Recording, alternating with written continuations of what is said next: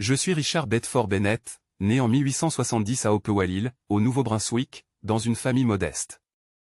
Dès mon plus jeune âge, j'ai développé un sens aigu du travail acharné et de la détermination, des qualités qui allaient définir ma carrière politique et me guider tout au long de mes années au service du Canada.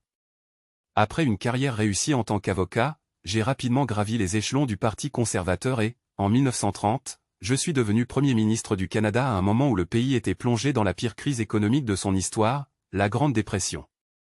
Mon arrivée au pouvoir en 1930 coïncida avec une époque de grande incertitude. Le krach boursier de 1929 avait dévasté l'économie mondiale, et le Canada ne faisait pas exception. Des milliers de Canadiens étaient sans emploi, les banques faisaient faillite, et les fermes et entreprises fermaient leurs portes. En tant que Premier ministre, j'ai immédiatement pris des mesures pour remédier à cette situation désastreuse, mais les défis étaient immenses. Mon approche initiale pour lutter contre la dépression reposait sur l'augmentation des tarifs douaniers afin de protéger les industries canadiennes des importations étrangères bon marché.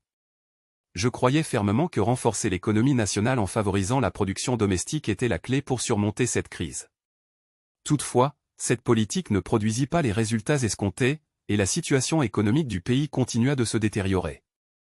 La pauvreté et le désespoir augmentaient, et je me retrouvais sous une pression croissante pour trouver des solutions plus radicales.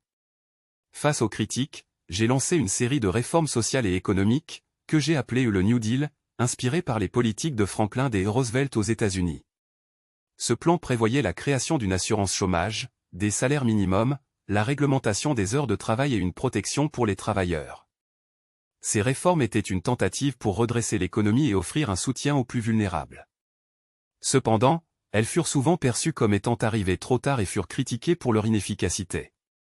Le mécontentement envers mon gouvernement grandissait à mesure que la dépression se prolongeait. Les Canadiens, épuisés par des années de difficultés économiques, commençaient à perdre confiance en ma capacité à les sortir de cette situation désespérée. En 1935, mon gouvernement fut défait lors des élections, et les libéraux de William Lyon Mackenzie King reprirent le pouvoir.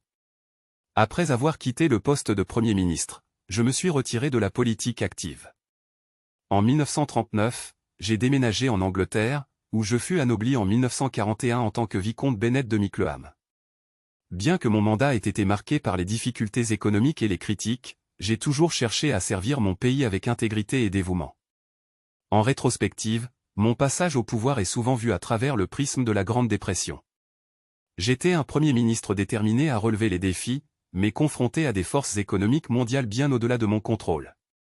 Malgré les échecs, j'ai tenté de trouver des solutions et de mettre en place des réformes sociales qui, bien que controversées, ont jeté les bases pour certains des programmes sociaux qui suivirent après mon mandat. Mon héritage est celui d'un homme qui, face à une période d'immense adversité, s'efforça de guider le Canada avec ce qu'il croyait être les meilleures solutions possibles.